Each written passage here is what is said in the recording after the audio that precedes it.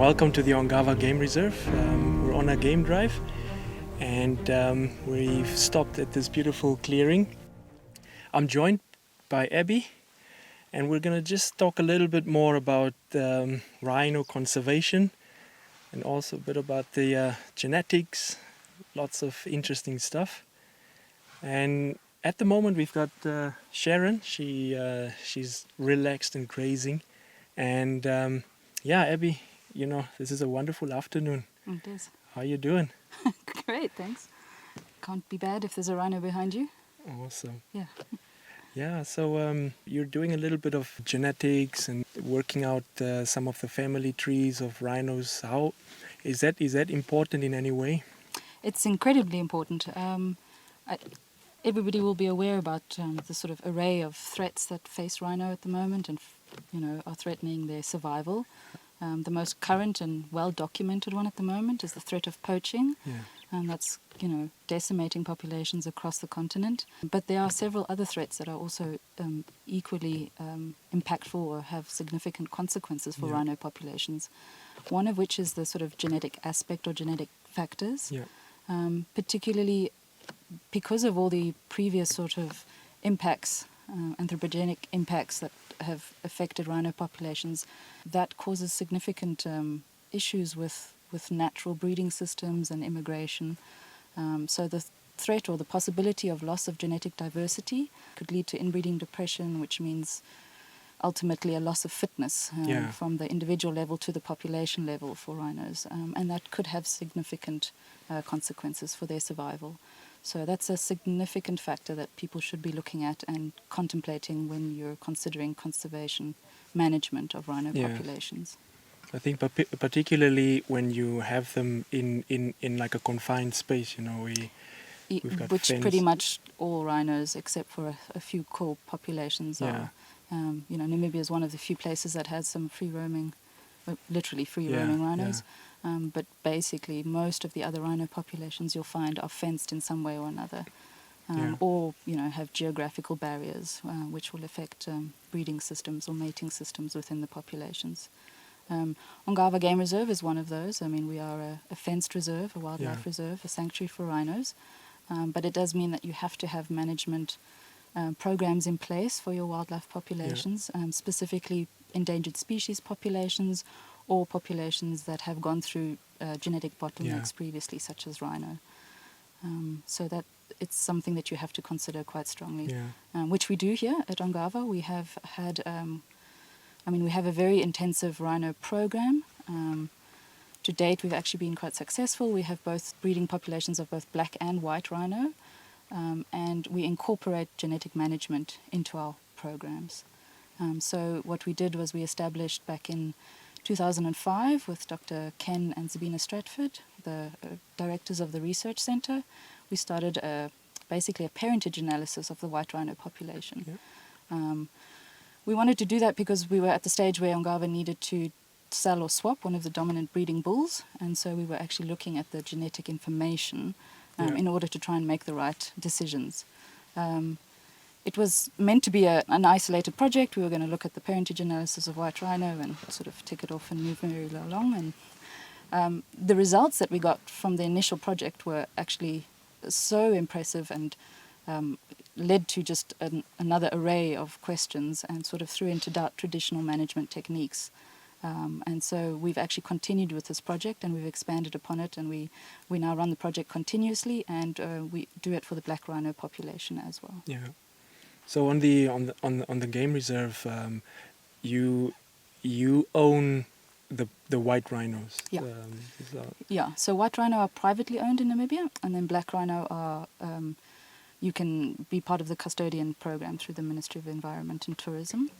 And so the management techniques are slightly different in the sense that the white rhinos, which are privately owned, are generally typically more intensively managed, whereas the black rhino are not micromanaged to the same degree. So we don't remove the young bulls before they come into breeding age, which you do for white rhino. You don't typically swap out the dominant bulls. In the black rhino populations, they're sort of left, whereas in most white rhino populations, people will actively swap out their breeding bulls. There was a time when a bull that was thought to have been the one that is less dominant swapped out, and in fact through your genetic work you found out that that was not the case, which it was quite interesting and really significant. What happened there? Yeah, so when we did the initial parentage analysis, and we were actually able to assign parents for each individual offspring that we had, the results were actually quite impressive in the sense that they threw into doubt the traditional management techniques that I referred to. So typically the theory is that your territorial bull, white rhino bull, will be your main breeding bull. The results that we had when we actually did the genetic analysis was that that wasn't the case. So, for example, at that stage we were looking at, I think it was a cohort of 13 calves that could have been sired by 2 resident bulls. So we had 2 bulls, Bob and Derek, and we actually sold Bob because he was the dominant territorial bull. So he was always constantly marking, he had a very clearly, the largest territory, clearly demarcated, kept the females with him. And then the results actually showed that of the 13 calves we looked at, he had only sired 3 of them. So Derek had sired 10 of the 13 calves, and then traditional methods would have actually, kept him on. Yeah. So, wow. Yeah. so I mean, it has significant consequences for when you're selecting bulls to remove or to swap out. Just because behavioral observations alone are not sufficient. And of course we were talking about how you collect the samples, and there are various methods, and you do it yourself on the game reserve? Yes. What's the process? Yeah, so it's actually quite a lengthy process, and lately there's a few newer techniques that have come along which make it a little bit more affordable and more accessible, which is great for conservation genetics to go forwards. But at the stage when we're doing it, or we still do it, we started with non-invasive sampling. So we wanted to disturb the animals as little as possible. So we would try to collect dung samples. I did that for about 2 years and collected a significant amount of dung. For the black rhino, we found that the quality and quantity of DNA that we managed to extract was good enough to use, but for the white rhino it wasn't. So we had to switch to using tissue or blood samples for them. So we were able to biopsy dart some animals to get tissue samples from them. And then for the other animals, we actually we have an annual ear notching program, which may have been explained to you already previously, where we earmark all our rhinos to give them an individual identification. So during that time, every year, I can collect tissue samples or blood samples, which we use for the genetic analysis. And then you do you do that in a lab, or? Yeah, so actually then we set up an on-site small lab, so we do all our DNA extractions here on site. I do that, and then the actual processing of those samples, I take away just the DNA samples. And I used to do it in collaboration with the University of Cape Town, but I now do it at CCF, Cheetah Conservation Fund. They have a very advanced genetics lab there, so I go and process my samples there, which is very convenient, just down the road. I get to see some cheetah. That's interesting. So we do all the processing there, and then the actual analysis work is through software that we do, and then some manual analysis as well. Interestingly, with the white rhino, this was another thing that came up with the project, is that because their genetic variability is so low already, you actually can't just use the software to confidently assign parentage to all the offspring. So the software programs just can't differentiate enough, or to the degree that we wanted it to. So what we had to do is we had to overlay quite a lot of demographic data for the population. Now, we were really lucky in the sense that we have such an intensive rhino monitoring program on Ongava, so we actually had access, and that data was available. Most places won't have access to that, especially not over such a long time period. So that was particularly useful, and you do need that for the white rhino. Less so for the black rhino, but for the white rhino we had to overlay that in order to assign parentage for each individual to the degree of confidence that we wanted. Things that we discovered with the white rhino parentage analysis was that there seems to be, or appears to be, some form of mate selection occurring within our population. So females are definitely selecting for males that they are not related to, as opposed to related to, even if they have the choice. So we're overlaying that with a lot of territorial and home range behaviour to try and look at some possible mechanisms. Like I said, the mechanisms for mate selection are not known, but this could lead to, obviously, inbreeding avoidance, which is essential. So if that could be further understood, that would be critical for other populations as well, if that is the case. The other thing that we discovered was that the newly introduced bulls were actually breeding well before they'd established any home ranges or territories. So that also is quite significant for other populations that are bringing animals into theirs. Yeah. So there were a couple of very interesting and, as I said, impactful findings from that. And literally, the more that we look at, the more there's more questions than answers, really. Wow. Yeah. That's amazing.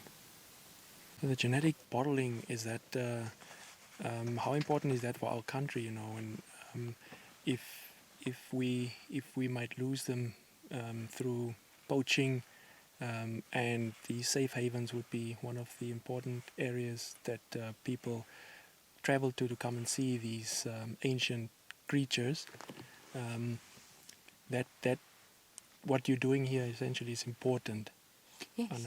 To make sure that you don't have that genetic variation or the species disappear. Yeah, it's important on an individual level and on a population level. So obviously bigger is certainly better in this context. So larger populations are much more robust and are ideally what everybody should be aiming for. Unfortunately, sort of real life doesn't allow for that always. So as I mentioned, you end up with these small isolated populations. So in particular, the black rhino is a very interesting one. Some of the initial findings that we've had are very surprising and will have impact on conservation management, particularly on programs like the custodianship program, because I think what we'd like to do is expand that nationally, and we are in discussions with them to do that, to have a look at the meta populations and then look at the translocated populations, because what we've noticed with our population, the genetics support some of the theories that we've seen, which is basically we have these sort of two hotspots that have formed. So our population is kind of already split into two mini populations, if you like. And the genetics actually shows that they're not breeding between the two hotspots. So even on our small, property with a small population, you're kind of having separation within that already. So, I mean, generation after generation, that's going to have some impacts. So it would be fascinating to look at to see whether that's happening in other translocated properties, or populations, and also to see if that will have a larger impact, which it almost certainly will. And then to look at genetic variation within the different populations and to see if any diversity is being lost, if you're losing any alleles, just in all of the different hotspots, if that's even occurring somewhere else. I mean, we don't fully know why we have these two hotspots. Anecdotally, I think that happens elsewhere as well. And it would be fascinating to investigate, which we are, the mechanisms of why we have these two hotspots, because it's not geographically based. So something's causing them to kind of have these neighborhoods, if you like. But we don't quite yet fully understand why, and how that influences breeding structure and reproductive success within the populations. Yeah. Oh, that's really, really interesting.